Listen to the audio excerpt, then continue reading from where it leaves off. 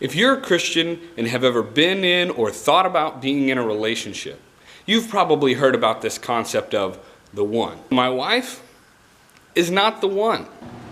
I'm his wife, Kim, and I approve this message. Everyone, I'm Pastor Jacob, and I use my seminary training and local church experience to present the gospel online so that you can grow in your faith no matter where in the world you find yourself. If this is your first time here, hit that subscribe button. It's free. Now let's jump into it. Just kidding. I don't need my robe for this one.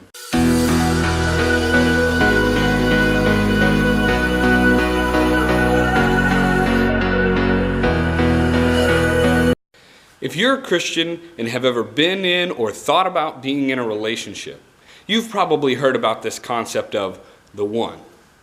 That through dating, you search for and hopefully find that one person in the whole world whom God has specifically intended to be your perfect match.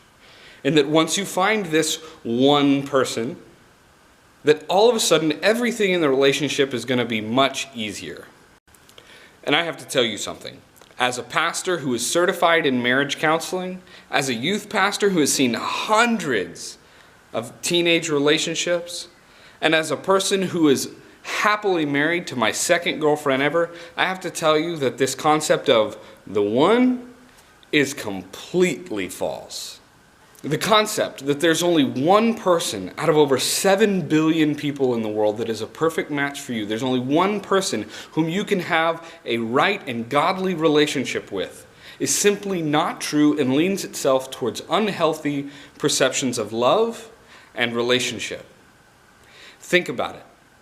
Imagine that the person you fall head over heels in love with and you marry and you're faithful to, they die before you're the age of 40. Now that's a horrible thing to imagine, but imagine that you would never be able to ever have another godly relationship. You'd never be able to have another lifelong love.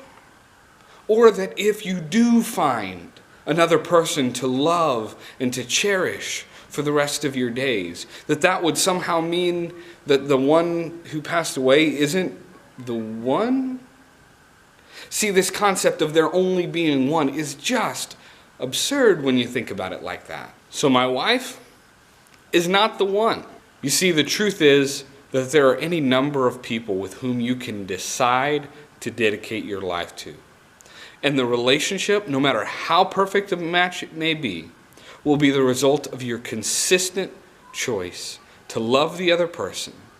It will be a lot of work, and it will require your focused effort every single day.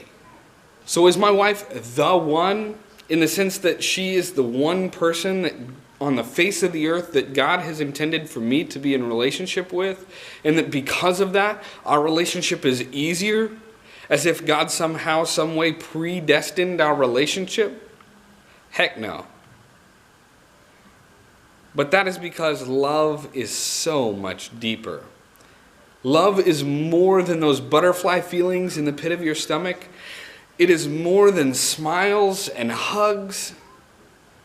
Love is a commitment and a choice. I get to choose her every single day. And I'm so lucky that I have that opportunity. Relationships are hard.